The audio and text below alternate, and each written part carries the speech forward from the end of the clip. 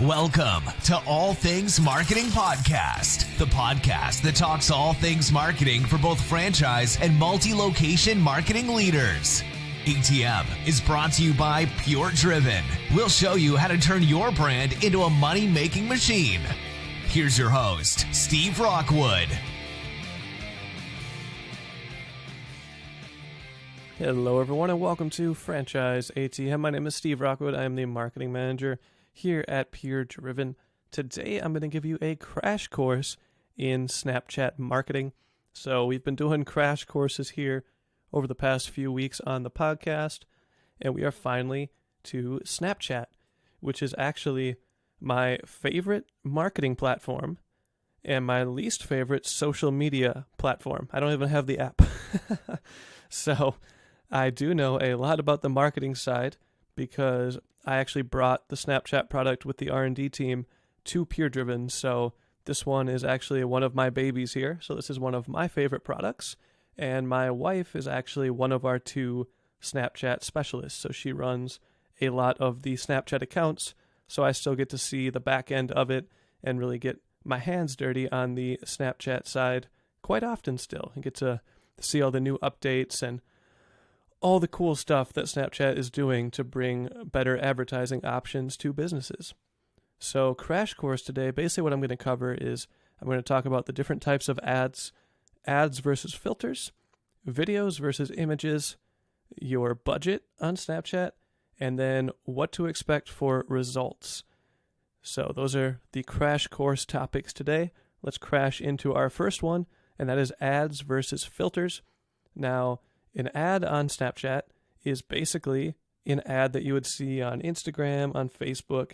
It's just an ad that pops up while you are looking through Snapchat. So if you're looking through Snaps, or you're looking through the Discover tabs, or you're looking at stories, every once in a while an ad is going to pop up between those before you can actually look at the content that you were trying to look at. So much like YouTube, you're watching something and then an ad will come up, or you're flipping to a new video and an ad will come up. So that's kind of how the ads work. Now, a filter on Snapchat is actually a user interactable. So, is that a word? So, if you have Snapchat and you're taking a picture, you take the picture and then, as you probably know, there's filters, but there's also sponsored filters. So you can actually make a filter as an ad, basically. So you can actually put your logo on there. You can have some sort of design. You make it all yourself. So filters are great. However, you're really going to want to push the filter as some sort of in-store promotion, and you're going to want to use other types of advertising methods to actually get people to use your filter. So what I mean by that is if you make an ad on Snapchat, you're going to get the results that an ad would bring because you're creating something that is going into your audience's feed. So they're going to see the content. You're interrupting. When you make a filter, you're no longer interrupting them. You're only going to show up when they scroll far enough through their filters to actually see yours. And they're going to have to be in your general area that you set the ad up. So for instance, if you set up a filter in California and I'm up here in the north of Minnesota, I'm not going to see your filter, even if I'm in your age range, your demographic, all that stuff. It's not going to show up for me.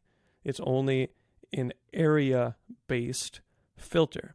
So if I'm in your demographic and I actually fly to California, which I'm doing next week, and I end up in the vicinity of your store where your ad is running, then the filter will pop up for me. So it's very much location-based.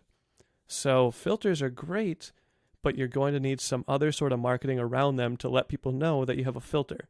So one that I always suggest is if you own a clothing store, have someone take a picture of, an outfit or the clothes that they like, and then have them use the filter and share it on their story.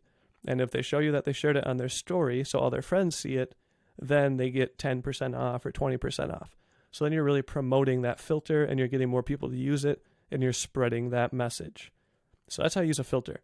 An ad, it interrupts people. So you don't need to have other marketing campaigns telling them that you have an ad on Snapchat. The ad on Snapchat is going to serve its purpose, whether you tell people about it or not. A filter could just be there for days and no one will use it or see it. So those are kind of the differences there.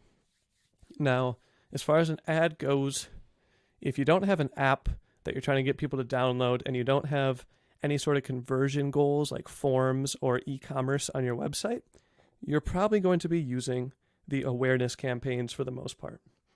So awareness campaigns basically get your ad up there in front of your target audience. You can set your demographics, you can set your timeline, you can set your audience, your location, all that stuff. You can set location based on zip code or address. Those are the two that I find easiest.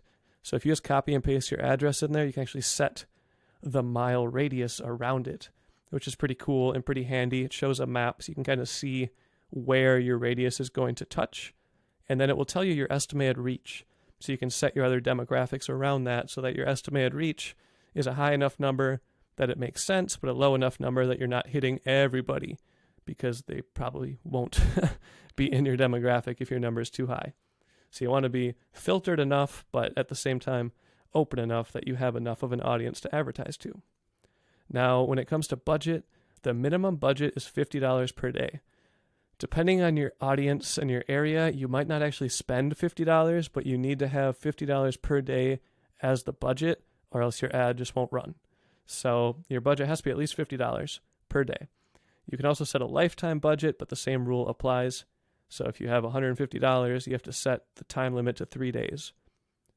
So that's kind of how that works. Well, 1 to 3 days, I guess I should say. You don't have to do 3. You could spend $150 in one day if you wanted to. So a minimum of $50 per day. And then there are video ads, there's image ads, and you can kind of make your images into videos. So one thing I really like about Snapchat is you get a variety of options as far as the type of ad you want to make. So it can be up to 10 seconds long, and you can use either a video or you can use images. So if you use a video, you could obviously just use 10 seconds of video, and you can add music or voice or both to those. So here at PureDriven, we actually usually use either a video, or we take 3 images that we've made specifically for Snapchat, and we play them in sort of a slideshow. Now, I really like this because it allows you to get your message across, but it allows you to get multiple messages across. Because when you make an ad, you only get to put the brand name at the top as well as a headline. And the headline's really short. It's like maybe 6 to 10 words. So it's a very short sentence. So you can't fit all your info there. So one way to get around that is by using images that portray what you're trying to say. So if you have, let's say you're having a clearance event for the week, but Monday and Tuesday it's 50% off, Wednesday, Thursday it's 70% off, and Friday, Saturday it is going to be 90% off. You could have 3 images, and each one would run for 3.3 seconds, and you could have the first one say 50% off Monday through Tuesday, the second one 70% off Wednesday through Thursday, and the third one could be 90% off Friday through Saturday or through Sunday, or whatever you want to do. So you can kind of get your message across in multiple ways. You could also do different topics. So for instance, you could obviously only target male or female, but if you wanted to target both in the same ad, you could actually set different images to kind of target each one. So you could say, guys, we have guys clothing and sports jerseys on sale this week. Girls, we have prom dresses and sports jerseys on sale this week. I blanked right there. I'm sorry. So you can have kind of different messaging within the same ad, which is pretty cool.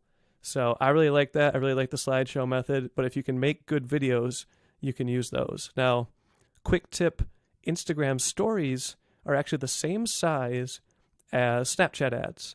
So if you make Instagram stories already, you can actually use those as your Snapchat ad. So pro tip, makes it a lot easier if you're already doing one or the other. That being said, my final thing I want to mention here is the swipe ups and then just the results. So swipe ups are when someone actually swipes up on your ad. It's basically a click, and then you can bring them to your website. So try and make a spot on your website, like a landing page or just a good page in general, where people can swipe up and learn more information and bring them to your store. So super important. If you're e-commerce, you can always have them swipe up and actually go to the item and buy it, which would be awesome. Finally, the results, they are quick. We find with Snapchat that clients really notice that it's working very fast because you're kind of doing short bursts for the most part. So we do $150, $200, $300 campaigns, and they run for a couple days. But when you're running those campaigns around an event or something, you're basically pushing out 40 to 80,000 impressions in a couple days, and it really brings people to the store. So results can be quite quick if you do everything right and you just have the right audience and the right store for that. So results can definitely be quicker than using something like Google Display or Google Paid Search. You'll get results, but we usually say it'll take 3 to 6 months. With Snapchat, they just seem to come in faster. It doesn't need to rev up as much. Well, that is the crash course on Snapchat marketing. I hope that helps you. If you have any questions, feel free to email me, steve.rockwood@puredriven.com. That is all I have for you today, my friends. I will see you next time here on Franchise ATM. You just listened to All Things Marketing Podcast. Make sure to subscribe to the podcast to catch every new episode every day. Want to be a guest on the show? Sign up at puredriven.com/guest. See you tomorrow here at the ATM.